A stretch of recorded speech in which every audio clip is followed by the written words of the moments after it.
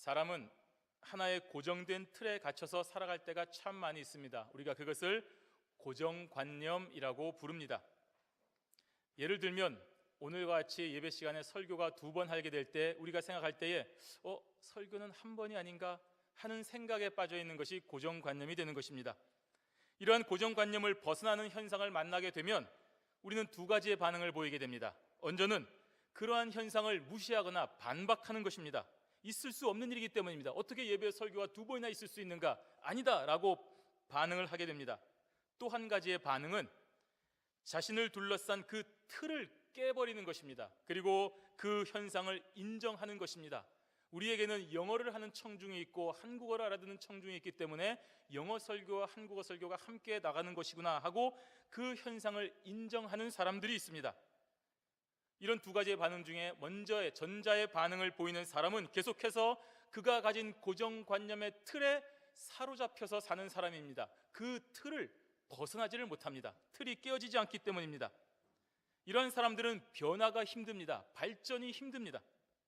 그 틀에서 벗어나지를 못하기 때문입니다. 그런데 후자의 반응을 하는 사람은 그렇지 않습니다. 점점 진리의 실체에 접근을 하게 됩니다.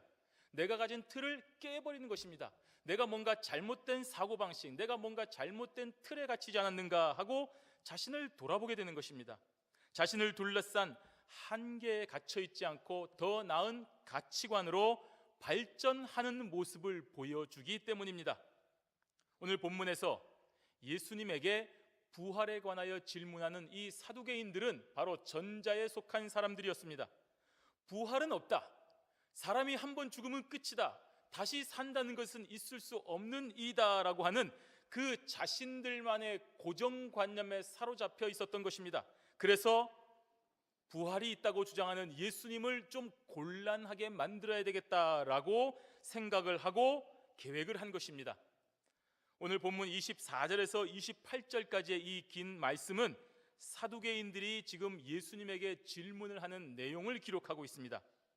실제로는 있을 수 없는 일, 도무지 불가능한 일을 예로 들어서 자신들이 원하는 목적, 예수님으로부터 곤란하게 만들고 예수님이 부활이 있다는 사실을 슬퍼하게 만들고 또 이상하게 자신들의 목적을 이용하려고 하는, 쟁취하려고 하는 자들입니다.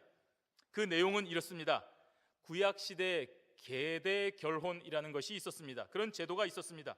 그 제도는 형제가 많은 사람 중에 맨 형이 결혼을 했는데 아이를 얻지 못하고 아들을 얻지 못하고 죽었을 때에 그 형제의 대를 이어주기 위하여 죽은 형제의 아내를 그 동생이 취하여서 아들을 낳아서 그 문제를 해결해 주는 그런 제도입니다. 지금 보면 참 이상한 제도였지만 이 제도는 하나님께서 이스라엘 각 지파에게 허락하신 그 기업이 후손이 없기 때문에 상속되지 못하는 것을 방지하고자 허락하신 제도입니다. 실제로 남편이 죽어서 과부가 된 롯을 그 친척 보아스가 결혼하여 후손을 이어주었고 그 후손 가운데 우리가 아는 예수 그리스도가 탄생하셨습니다. 바로 이 계대 결혼으로 인한 탄생의 족보가 되는 것입니다. 사두개인들은 바로 이러한 계대 결혼의 풍습을 예로 들어서 예수님에게 질문을 합니다. 한번 내용을 들어보십시오. 7 형제가 있었습니다. 아들이 7명이 있었습니다. 그 7 형제 중에서 제일 첫 번째 형이 장가를 들었습니다. 그런데 그만 후손이 없이 죽었습니다. 있을 수 있는 일입니다. 그래서 그 아내를 둘째 동생이 취했습니다. 그런데 둘째 역시 아이가 없이 죽었습니다. 그래서 셋째 동생이 그 아내를 또 취했습니다. 그러나 역시 후손을 보지 못하고 죽었고 이러한 일이 계속 똑같이 일어나서 넷째, 다섯째, 여섯째, 7째까지 이르게 되었습니다. 그렇게 7째까지 한 여인이 그 7 형제하고 살았다고 한다면 그러면 부활했을 때에 이 7명의 형제와 그 한 명의 아내가 부활했을 때에 과연 이 아내는 이 7 형제 중에 누구랑 살게 되는 것이냐 하는 그 질문을 하고 있는 것입니다. 이러한 일이 있을 수가 있겠습니까? 없습니다. 그런데도 사두개인들은 자신들의 고정관념이라는 틀에 사로잡혀서 어찌하든지 예수님을 당황하게 하고 올무에 걸리게 하려고 말도 안 되는 질문을 하고 있는 것입니다. 부활이 없다는 것을 강조하기 위하여 만든 억지로 꿈에 맞춘 스토리가 됩니다.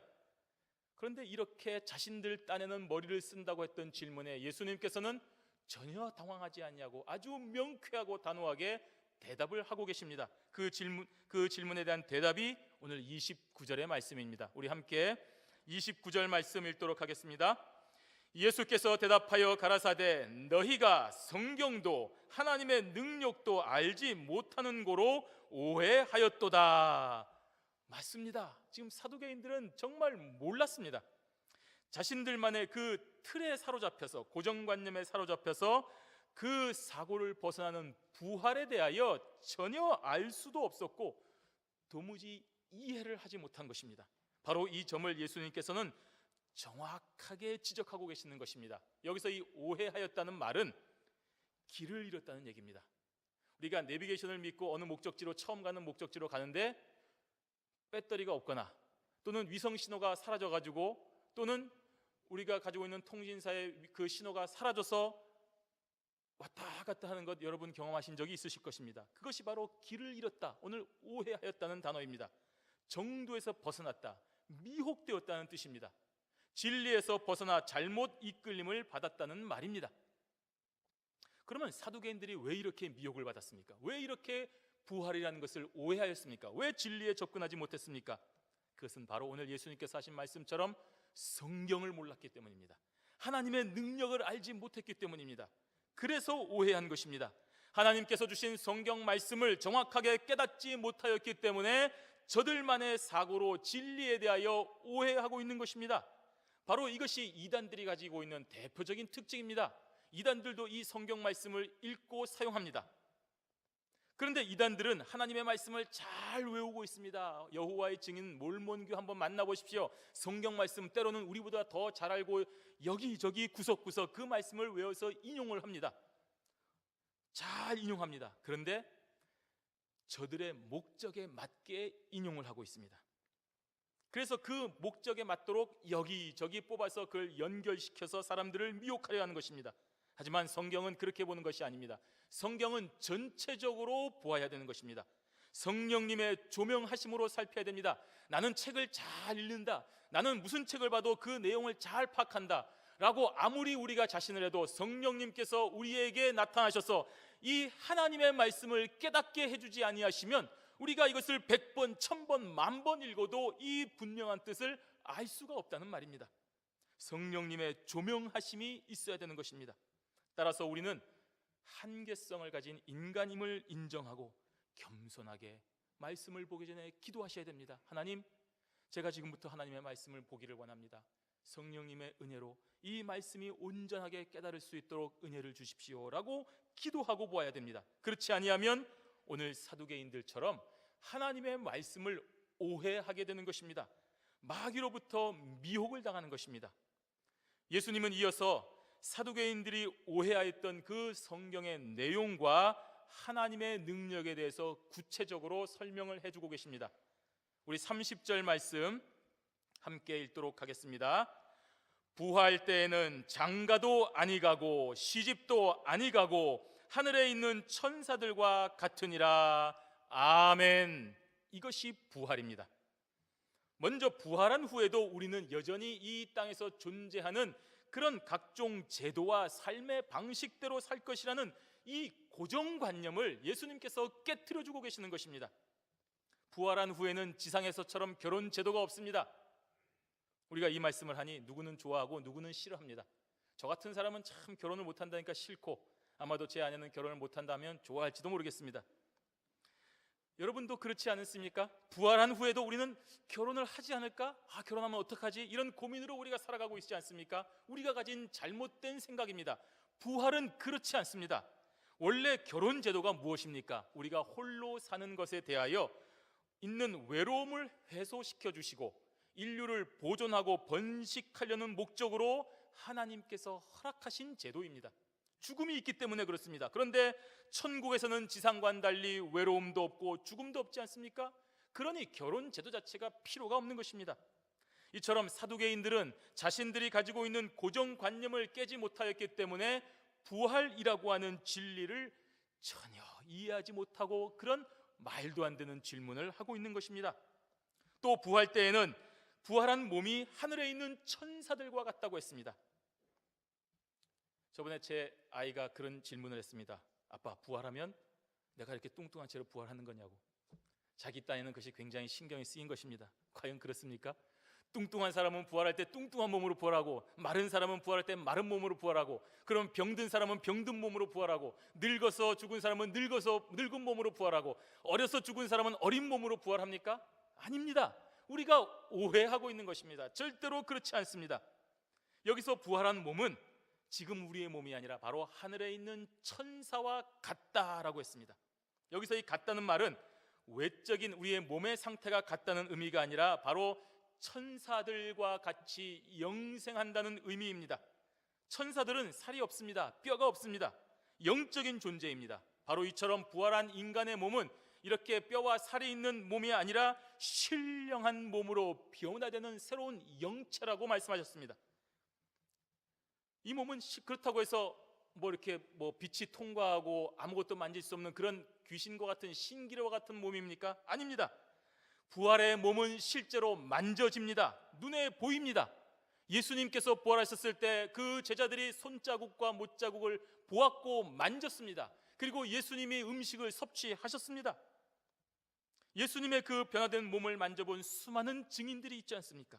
따라서 늙어서 죽은 사람은 늙은 채로 부활하고, 어려서 죽은 사람은 어린 몸으로 부활한다고 하는 그런 사고방식이 우리가 가지고 있는 고정관념이며, 그런 식의 논리는 바로 사두개인들과 같은 어리석은 생각들을 하게 하는 것입니다. 그리고 이어서 예수님께서는 구약에서 있었던 아주 구체적인 예를 들어서 사두개인들이 가지고 있는 성경을 알고 있다고 자부하는 그 착각에 대하여 무지를 드러내주고 계시는 것입니다. 우리 31절과 32절 말씀 함께 읽도록 하겠습니다. 죽은 자의 부활을 의논할진대 하나님이 너희에게 말씀하신 바 나는 아브라함의 하나님이요 이삭의 하나님이요 야곱의 하나님이로라 하신 것을 읽어보지 못하였느냐? 하나님은 죽은 자의 하나님이 아니요 산 자의 하나님이시니라 하시니. 아멘. 우리가 잘 알고 있는 말씀이지요. 하나님께서 떨기나무 불꽃 가운데에서 모세를 부르시고 그 가운데 하신 말씀이 바로 오늘 이 말씀이십니다. 유대인들이라면 누구나 알고 있는 내용입니다. 저와 여러분이 성경을 읽었기 때문에 이 내용을 잘 알고 있습니다. 사두개인들도 잘 알고 있는 내용입니다. 이 외에도 자주 구약 말씀에 나오고 있는 말씀입니다. 하나님께서 모세에게 이 말씀을 하실 때에 아브라함이나 이삭과 야곱이 살아 있었습니까? 죽었습니까? 죽었습니다. 없습니다. 그런데도 하나님은 이미 이 죽은 이름을 말씀하시면서 마치 그들이 살아있는 것처럼 말씀하셨습니다. 이 말은 비록 아브라함과 이삭과 야곱이 너희가 살고 있는, 모세 너가 살고 있는 그 세상에서는 죽었으나 하나님과 함께 지금 내세에서 영생하고 살아있기 때문에 말씀하신 것입니다. 아브라함과 이삭과 야곱은 죽었으나 다시 살아나서 하나님과 영생하는 부활의 증인으로서 지금 하나님과 함께 있다는 말씀입니다. 바로 이러한 사실이 다른 사람이 아닌 창조주 하나님으로부터 증거되고 있으니 부활이 참이요 진리의 말씀이 되는 것입니다. 하나님께서는 죽은 자의 하나님이 아니시라고 했습니다. 산 자의 하나님이시라고 했습니다. 하나님께서 자신이 창조한 피조물들과 함께 살고 계십니다. 산자라고 하는 말은 살아있다, 참된 생명을 누리고 있다는 뜻입니다. 즉 하나님 안에서 참된 생명을 누리며 그 하나님과 교제하며 살아가는 자들을 말하는 것입니다. 그러면 하나님께서 죽은 자들과 함께 계시겠습니까? 천지 만물을 창조하신 하나님께서 이미 죽어 없어진 아브라함과 이삭과 야곱과 같은 자들의 명성을 이용하려고 모세에게 그 언급을 하셨겠습니까? 그러실 리가 없습니다. 여러분, 어떤 사람들하고 얘기할 때 내가 옛날에 누구 대통령하고 참 친하다, 박정희, 이승만, 전두환 이런 사람들하고 친하다 라고 말할 수 있습니다. 그런데 그 전직 대통령들하고 친하다고 얘기해봐야 무슨 소용이 있습니까? 지금 무슨 힘을 발휘할 수 있겠습니까? 차라리 지금 내가 있는 현직 대통령하고 무지하게 친하다라고 해야 힘이 있는 것 아니겠습니까? 하나님께서는 이미 죽은 자들의 이름을 들먹이실 이유가 전혀 없습니다. 하나님은 당신이 창조하시고 선택하신 피조물들에게 참된 생명을 주시고 영생하게 하십니다. 그리고 그들과 영원토록 함께 하시는 분이십니다. 그래서 오늘 모세에게 나타나셔서 나는 지금 살아있는 아브라함의 하나님이다. 나는 지금 살아있는 이삭의 하나님이다. 나는 지금 여기 살아서 나와 함께 있는 야곱의 하나님이다 라고 말씀하시고 선포하시는 것입니다. 창세기 17장 7절에 보시면 내가 내 언약을 나와 너와 내 대대 후손의 사이에 세워서 영원한 언약을 삼고 너와 내 후손의 하나님이 되리라 고 했습니다. 영원한 언약을 삼고 영원한 언약을 삼는다고 했습니다. 사무엘하 7장 24절에 주께서 주의 백성 이스라엘을 세우사 영원히 주의 백성을 삼으셨사오니 여호와여 주께서 저희 하나님이 되셨나이다. 우리를 잠깐 주의 백성으로 삼으신다고 했습니까? 아닙니다. 영원히 주의 백성으로 삼으신다고 했습니다. 그 영원 동안 창조주 하나님께서 우리 하나님이 되신다고 했습니다. 계시록 21장 3절에 내가 들으니 보좌에서 큰 음성이 나서 가로되 보라 하나님의 장막이 사람들과 함께 있음에 하나님이 저희와 함께 거하시리니 저희는 하나님의 백성이 되고 하나님은 친히 저희와 함께 계신다라고 했습니다. 하나님께서 우리와 함께 거하신다고 했습니다. 이 사람은 마음에 드니까 한 100년 거해주시고 저 사람은 마음에 안 드니까 한 10년만 거해주시고 대충 사람이 사는 동안이니까 60년 혹은 70년만 거하신다는 말이겠습니까? 우리가 살아있는 동안에만 함께 하신다고 하신다면 죽으면 또 다른 사람에게로 가서 그분과만 함께 하겠다는 말씀이십니까?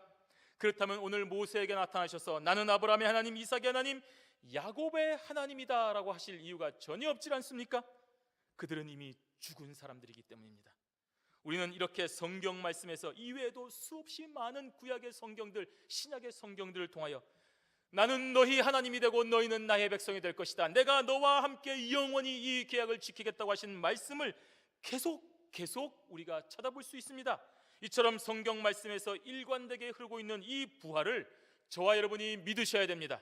하나님께서 당신의 피조물인 우리들을 사랑하시고 영원히 함께하여 주시겠다는 이 분명한 약속을 통하여 저와 여러분의 삶이 이 짧은 인생의 이승에서의 끝이 아니라 다시 부활하여 영원토록 천국에서 하나님과 영생한다는 것을 믿으셔야 됩니다. 이것이 하나님의 말씀입니다. 유대인들, 특히 사두개인들이 이 구약 성경을 믿는다고 하면서 이러한 부활을 인정해야 되지 않습니까? 성경 말씀을 믿으면 부활을 믿어야 됩니다. 하나님을 믿으면서 하나님의 말씀은 내가 믿지 못하겠습니다. 네, 하나님은 참 좋아합니다. 그런데 하나님의 말씀이 너무 허황됩니다. 하나님의 말씀이 너무 이상합니다. 하나님은 제가 믿습니다만 하나님의 그 말씀은 제가 믿지 못하겠습니다. 모순입니다. 따라서 구약 성경을 통하여 증거된 부활도 우리는 당연히 믿어야 됩니다. 그런데 저와 여러분이 매일 성경을 읽으면서 매 순간마다 하나님의 말씀을 대하면서 수없이 성경 말씀을 암송하면서 하나님께서 직접 말씀하여 주신 나는 아브라함의 하나님, 이삭의 하나님, 야곱의 하나님이다, 이것을 암송하면서 부활을 믿지 않으니 얼마나 무지한 사람들입니까? 오늘 사두개인들은 이것을 자나 깨나 하루에도 몇 번씩 암송합니다. 나는 아브라함의 하나님이요 이삭의 하나님이요 야곱의 하나님이다. 그 하나님의 말씀을 믿는 사람들입니다. 그런데도 부활을 믿지 않으니 얼마나 무지한 사람들입니까? 바로 예수님께서 이 점을 사두개인들에게 통렬하게 지적하고 계시는 것입니다. 이러한 예수님의 말씀에 무리들이 깜짝 놀랐습니다. 그동안 자신들이 가지고 있던 고정관념을 완전히 깨트리는 그런 말씀이셨기 때문입니다. 본문 33절에 보십시오. 무리가 듣고 그의 가르치심에 놀라더라 하고 있습니다.